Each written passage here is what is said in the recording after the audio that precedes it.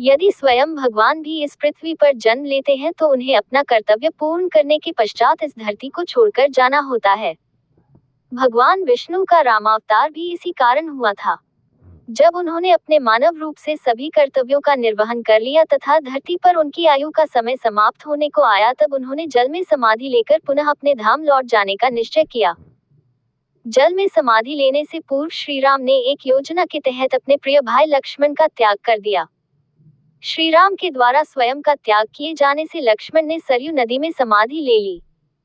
साथ ही श्री राम ने अपने तथा अपने सभी भाइयों के पुत्रों में अयोध्या व भारतवर्ष के अन्य राज्यों का बंटवारा कर दिया।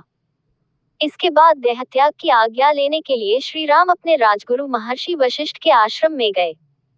श्री राम ने अपने राजगुरु महर्षि वाल्मीकि जी से आज्ञा ली तथा सरयू नदी में समाधि लेने को निकल पड़े। उनका महाप्रस्थान देखने को पूरी अयोध्या, देवता, गंधर्व, ब्रह्मपुत्र इत्यादि सब आए थे। जब भगवान राम ने सरयू नदी में प्रवेश किया तभी आकाश मार्ग में भगवान ब्रह्मा प्रकट हुए तथा उन्हें अपने चतुर्भुजधारी विष्णु रूप लेने को कहा।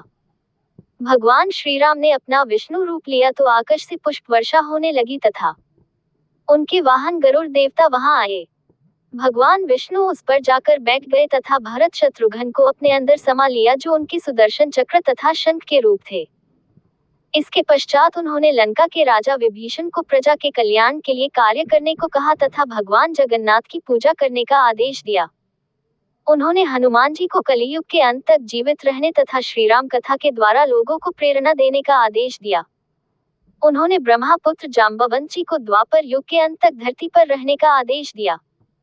इसके पश्चात उन्होंने भगवान ब्रह्मा से कहा कि यहाँ जितने लोग आए हैं वह भी मेरे साथ समाधि लेना चाहते हैं, इसलिए उन्हें उत्तम लोक प्रदान करे।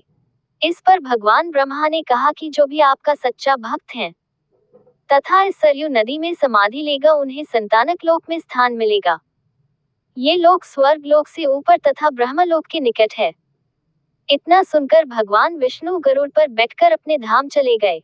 इसके पश्चात मंत्री सुमंत, राजा सुग्रीव तथा मित्र केवट समाधि लेकर अपनी अपनी देवयोनि में मिल गए। अंत में श्री राम के अनन्य भक्तों ने एक एक करके सरयू नदी में समाधि ले ली। इस प्रकार श्री राम ने अंत में अपना देह त्याग कर दिया। वह सभी भक्तों के साथ अपने धाम को लौट गए। वहां माता लक्ष्मी पहले से ही उनकी प्रतीक्षा कर रही थी। श्री राम के देह त्याग के बाद उनके पुत्रों लव व कुश ने अयोध्या का राज सिंहासन संभाला, जबकि उनके भाई के पुत्रों ने अन्य राज्यों का